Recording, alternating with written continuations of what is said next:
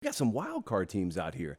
We got some teams that Vegas and me and you and everyone else is kind of wondering, how do we nail this team down? And you know who the first one's going to be, because we have neglected them for the better part of a month, is Tennessee.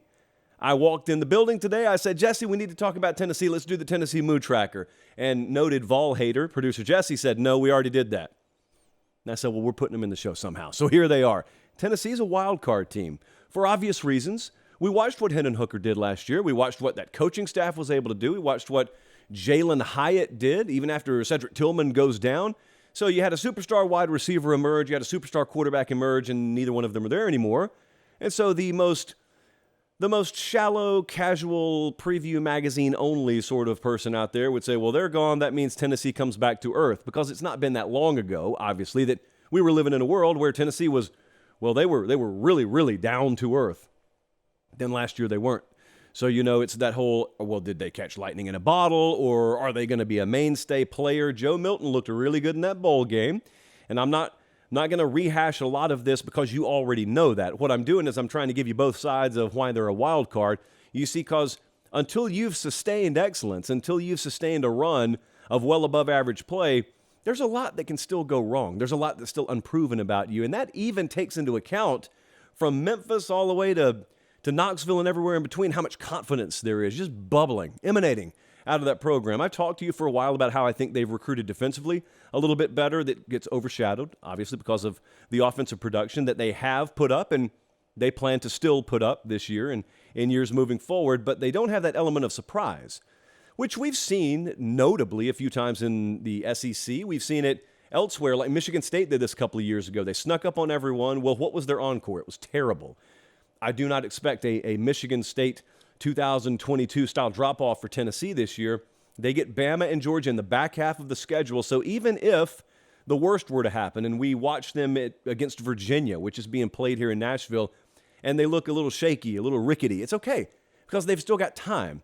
And they've got Austin Peay, and they go to Florida early, and they got UTSA, but they've got that bye week before they play A&M and go to Bama, and they've got Georgia, second to last week of the year. So, whatever they're going to be offensively, they will long since have figured it out by the time they get to the back half. That's a wild card team. I will also tell you right now their over-under win total is 9, according to Caesars, and the SEC Championship updated odds, plus 1,400. So there you go. There's your up-to-the-minute betting market numbers on Tennessee. Let me go to the Big Ten, and let me talk about Penn State. And let me tell you that there's perception, there's reality, or what reality could be, I guess. So perception is the Big Ten East is a 2-team race. And there's a reason it's that perception, because it has been that over the last few years. Jesse, what was it? 2015, I think, when they won the Big Ten. 16, yeah, so almost. They have not gone to the playoff, which brings in that whole have not done something versus cannot do something theory that we talk about on the show all the time. They're going to have a pretty darn good defense this year. The streets are saying it may be an elite defense. We'll see. But also, you've got a new quarterback to break in there. Now, again, in the preview magazine world, that always means big question mark. That always means potential drop-off, especially when you have a multi-year starter in Sir Sean Clifford. And then you're going to not a true freshman, but still an unknown commodity, albeit a very highly rated unknown commodity in Drew Aller. Now, we were up there a couple of weeks ago. We talked to him at length. We watched him practice. I feel fine about him. But I understand if there is some apprehension out there elsewhere. The receiver core, about to get Cephas in there, I think, for the summer. It was a very incomplete picture of the receiver core in spring.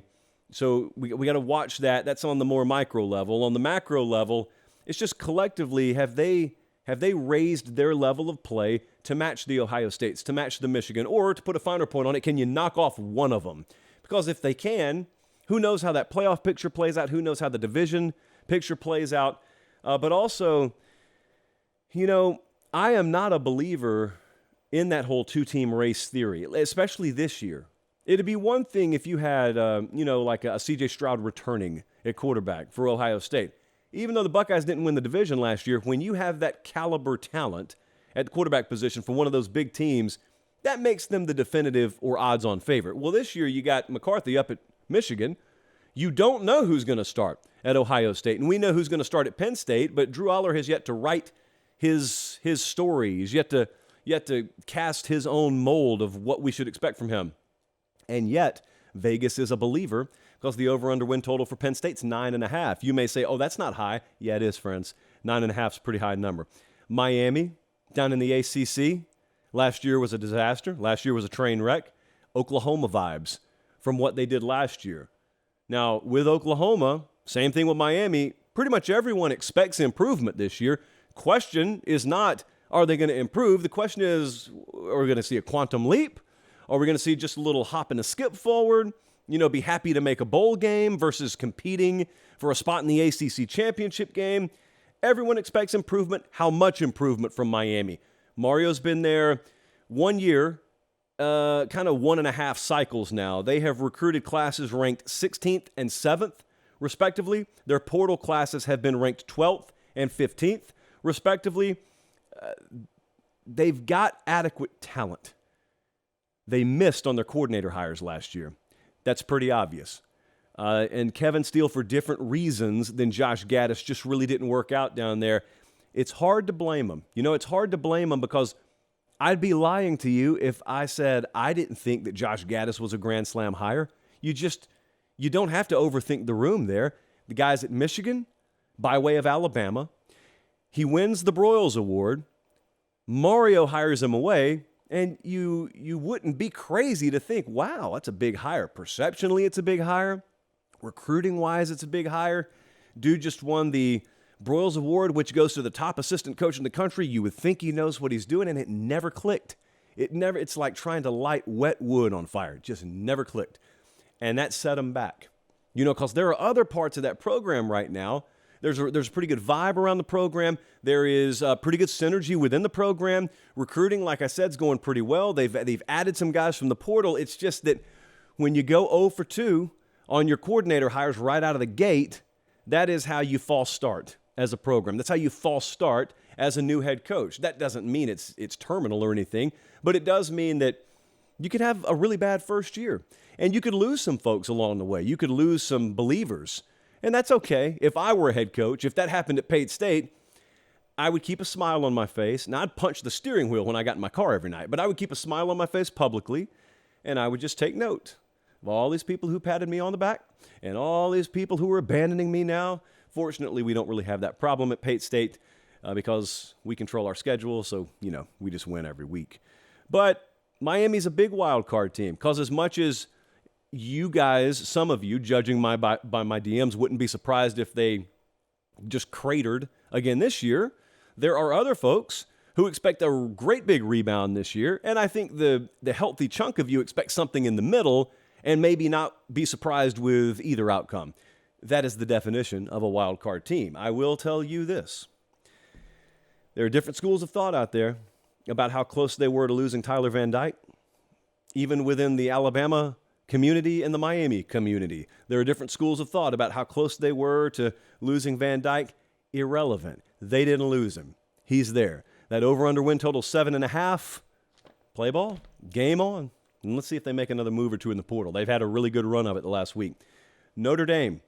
Next up in the wild card department. Notre Dame. Different than all the other teams because obviously this is not a team in a conference. And if you're new to college football, that may be news to you. I never take it for granted, excuse me, I never take for granted that everyone listening to the show has just watched the sport for 20 some odd years. And if you're new to the table, like let's just say you are an NBA fan and you watch some NFL, but you're just not really familiar with college. It may come as a shock to you that I'm talking about all these other teams in these conferences, and then I get to Notre Dame and say they're not in one, and you say, what? They're not in what? This is college football, and don't come down here knocking it, because this is maybe not the way all of us love it. I don't have a problem with it, but it's at least the way we run things here. It's not perfectly shaped. It's not a perfect circle. Some of the corners are rounded off. And this compartment over here is a little heavier than that compartment there. The Big 12 has 14 teams. The Big 10 has 14 teams. The Pac-12 has I don't know how many they're going to have day to day. Yeah, it's a little weird. It's a little wonky. That's the way it works in college football. So Notre Dame is a wild card team for a few reasons. They're a wild card team every year because of how many different conferences they touch. They play Ohio State this year. they could shake up that picture. Not the Big Ten picture per se, but they could shake up the playoff picture for a Big Ten team. They play USC every year. They play Clemson again this year, and I think they go down there late in the year. They play Louisville, dark horse team that we have featured prominently in the ACC. They play NC State, so they've got a lot of chances to affect pictures in a lot of different conferences. Sam Hartman's the main other reason at quarterback in the transfer portal why this is a wild card team. They're playing a game in Ireland, whatever. They closed strong last year. Recruiting class, they finished number 12, so it was a really solid class. I've told you I thought it was overlooked because they had a ton of 4-star guys and no 5-star guys, which is what it is. It's still a very, very solid class. Their over-under win total is 8.5 to win the national title, plus 2,200 odds. Very much a wild card team. The last wild card team is probably the biggest wild card team, so you can tell I did not go in any order here. But the last wild card team, where do you think I'm going to go if you're listening on podcast? How do you not go Texas A&M? Texas A&M has given birth to my usage of my favorite metaphor, and I try and find a team to talk about this every single year, and Texas A&M is absolutely that team. What you got to look for, to use my favorite metaphor, is you got to find a team with a head coach who specializes in one side of the ball, and then he's making a move, and he's bringing in a coordinator also normally on that side of the ball, and he's promising that he's delegating authority or play calling responsibility to that new hire. Well, we got all those boxes checked because we got Bobby Petrino in here, and he is the coordinator now for Jimbo Fisher. But it's Jimbo's offense, right? Well, maybe not this year, or maybe it is. Or maybe it's Bobby Petrino calling Jimbo's offense. And my metaphor is always the dad in the passenger seat trying to let the son drive for the first time, but then all of a sudden you leave the church parking lot where it's just easy to donut your way to death, and then all of a sudden you're out on the main road, and here comes one of those logging trucks. Do you reach over? Do you grab the wheel? Just make sure you get past the truck. In other words, does Jimbo grab the wheel during that Miami game? Does he grab the wheel during the Arkansas game? Or does he let it go? Does he just kiss his hand, touch the roof, and come what may? I'm teaching this kid how to drive. Is Jimbo, come what may, Bobby Petrino's my offensive coordinator? Or is he, it's going to be a week-to-week sort of thing? Big wild card team here. Because I got a lot of Aggie friends who have a lot of strong opinions on this. And I also think that this is one of those teams where what they do this year transcends just the Texas A&M fan base, because I think Jimbo has gotten his program to a point where everyone's got an opinion on him. You can go ask a New Mexico State fan. You can go ask a UNLV fan. Hey, Jimbo Fisher, Texas A&M, thoughts? Very few people at this point say, I don't really think one way or the other about them. A lot of folks have a firmly entrenched opinion, positive or negative. Very few people are indifferent. Las Vegas, what do they think? Over under win total. Year after not making a bowl game?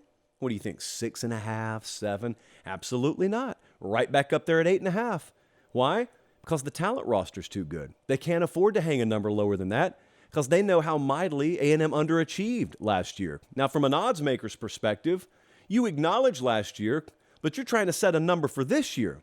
And so this year, they know that 8.5 is a very fair number for that talent roster, and they also know that last year happened because of certain reasons, and those reasons seemingly have been addressed with the hiring of a new offensive coordinator, right? Your odds-making community has no way of knowing whether Jimbo's going to follow through on his stated reasons for hiring that coordinator, so they got to put that 8.5 out there.